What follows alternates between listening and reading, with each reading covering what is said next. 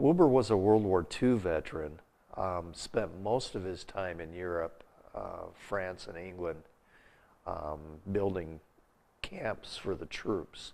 The honor flight that we went on out of Fort Wayne was suggested by hospice workers, and incredible that we did that. It was an absolutely fantastic trip, very first class all the way.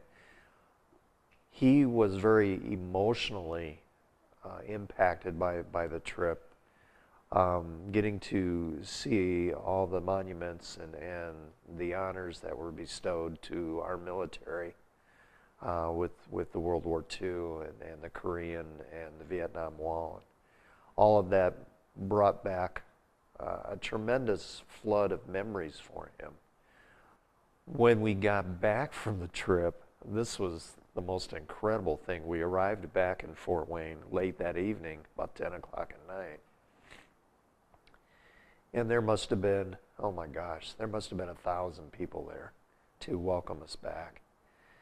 And there were high school bands playing and little kids waving their flags and tons of adults, and even our hospice workers were there to greet Wilbur back with a big sign. And that was so cool. It was one of the first faces we saw as we were entering through the crowd, and that really meant a lot to him. He was surprised to see that.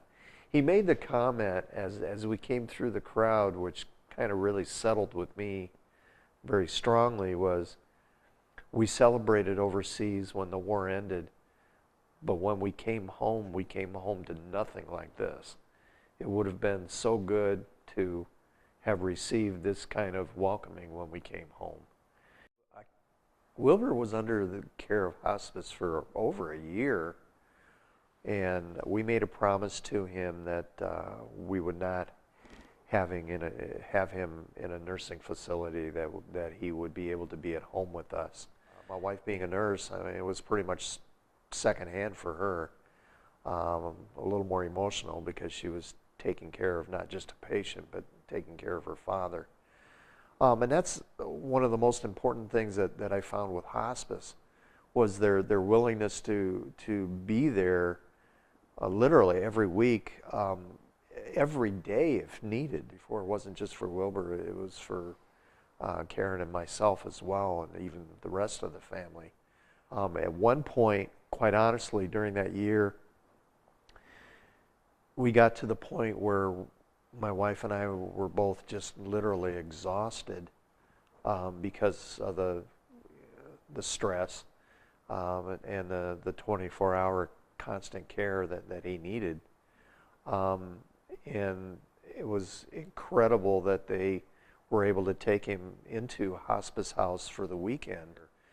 I was able to talk to several gentlemen that were older. They were World War II veterans in their early to mid-90s. And it was very apparent to me that they were in need of help also.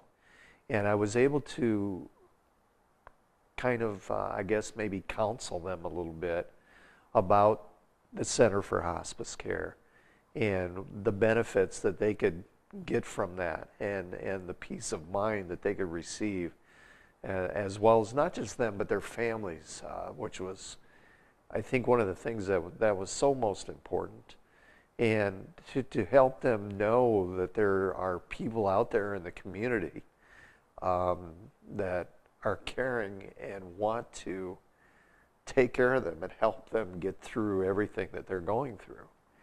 And that was, as you can tell, probably very emotional. And I think there were several of them that really appreciated it, and they asked for more information.